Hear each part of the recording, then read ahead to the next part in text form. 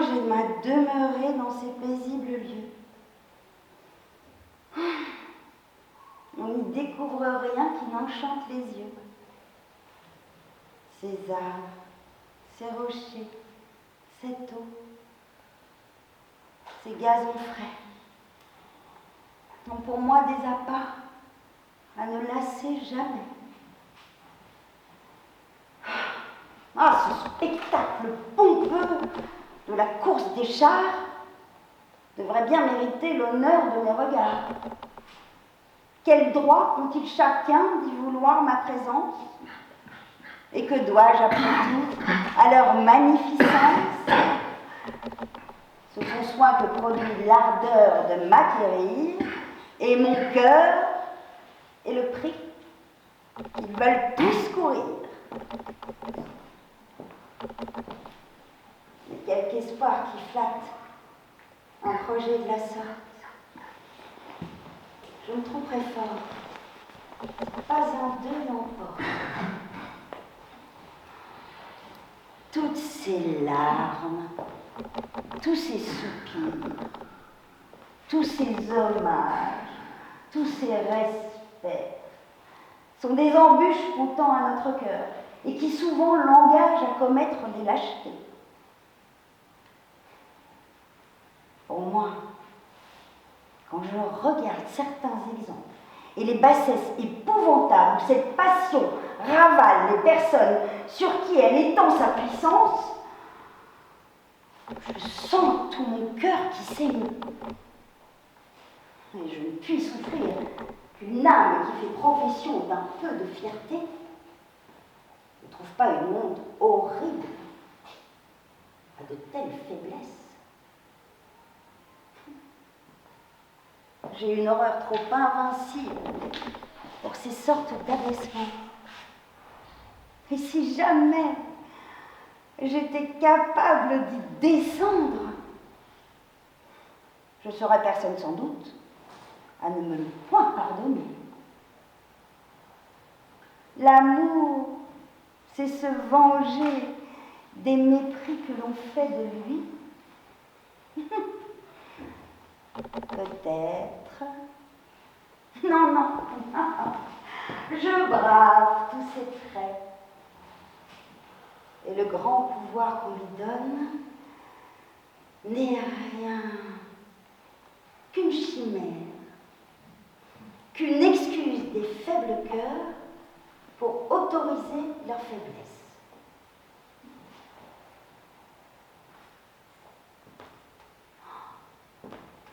Père conduit avec lui les princes de Pyle, d'Ithaque et de Mécène au ciel.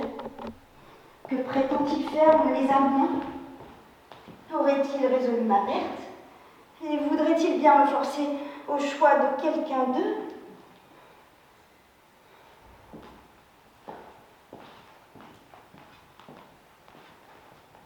Seigneur,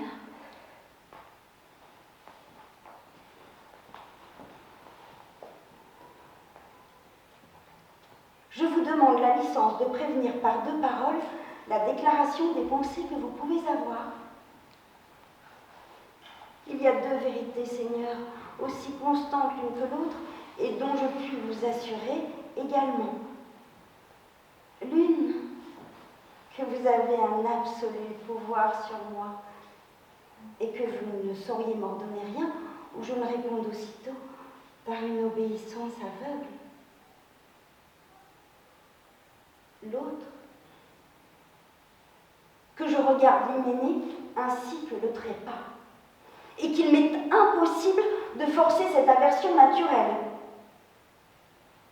Me donner un mari et me donner la mort est une même chose.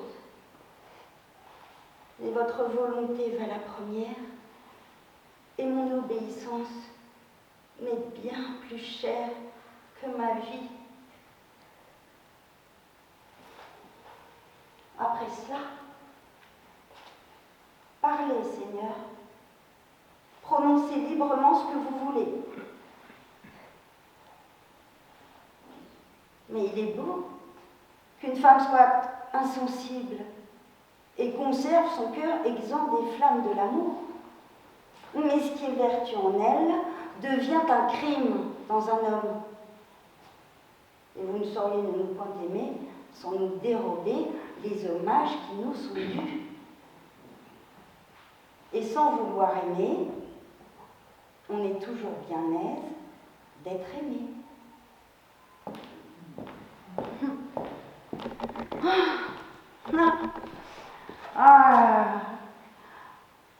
Je souhaite ardemment qu'il m'aime.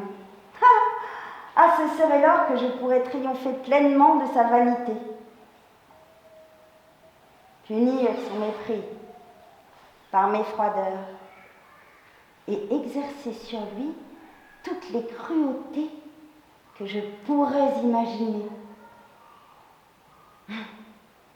Allons, je veux lui parler et suivre une pensée qui vient de me venir.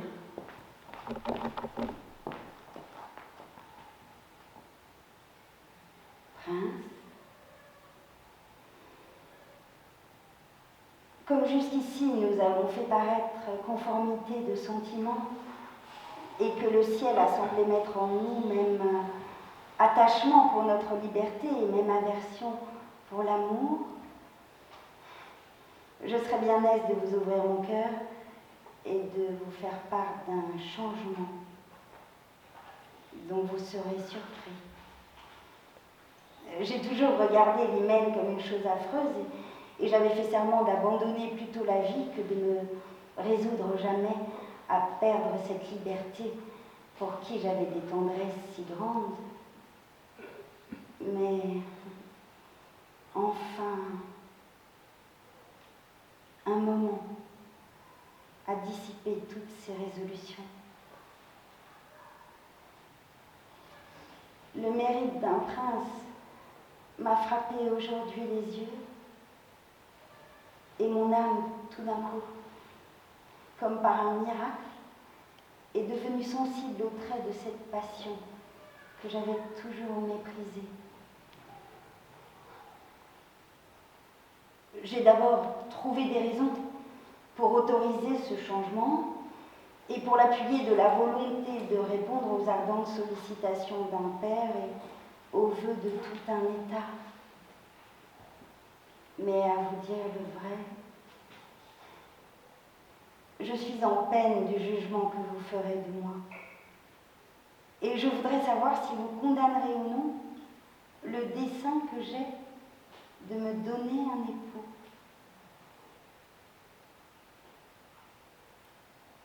Non, je ne puis souffrir qu'il soit heureux avec une autre. Et si la chose était, je crois que j'en mourrais de déplaisir. Moi, je l'aime. Oh ciel, je l'aime. Avez-vous l'insolence de prononcer ces paroles? Sortez de ma vue impudent et ne vous présentez jamais devant moi.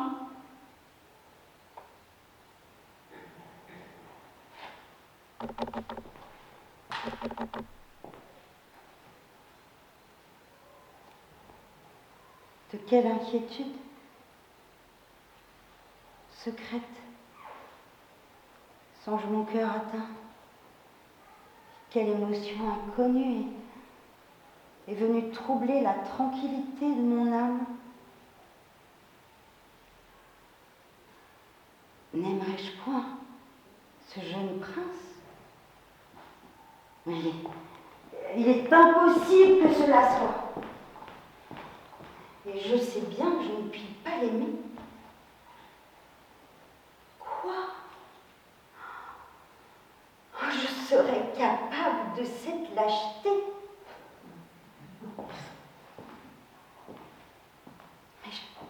J'ai vu toute la terre à mes pieds avec la plus grande insensibilité du monde. Les hommages, les respects, les soumissions n'ont jamais pu toucher mon âme, et le dédain et la fierté en auraient triomphé. j'ai méprisé tous ceux qui m'ont aimé, et j'aimerais le seul qui me méprise. Oh non, non, je vois bien que je ne puis pas l'aimer. Il n'y a pas de raison à cela.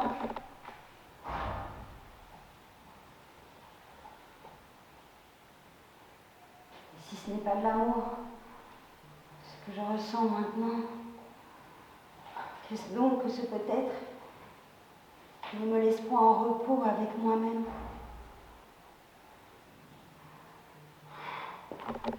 Sors de mon cœur, qui que tu sois, ennemi qui te cache. Attaque-moi visiblement et deviens pour moi la plus affreuse bête que mon dard et mes flèches me puissent défaire de toi.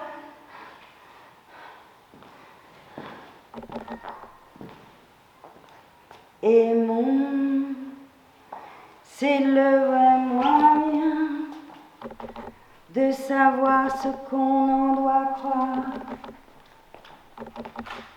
Aimons, c'est le vrai moyen de savoir ce qu'on en doit croire.